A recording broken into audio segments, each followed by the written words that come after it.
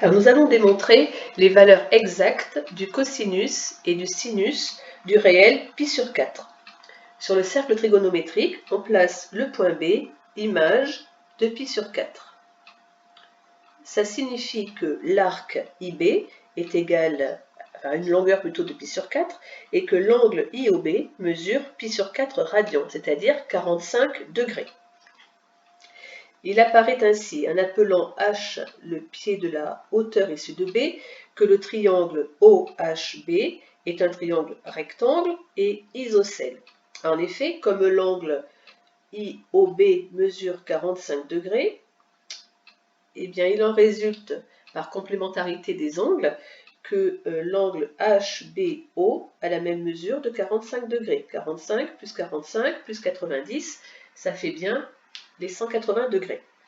Ainsi, le triangle OHB est un triangle rectangle et isocèle dont l'hypoténuse mesure une unité.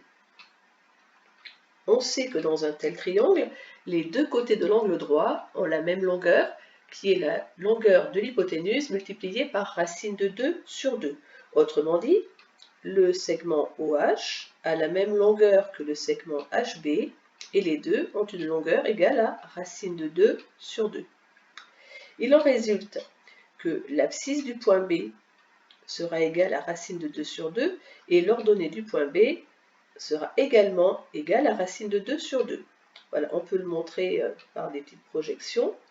Voilà, donc l'ordonnée du point B, YB, a la même valeur que HB, c'est-à-dire racine de 2 sur 2.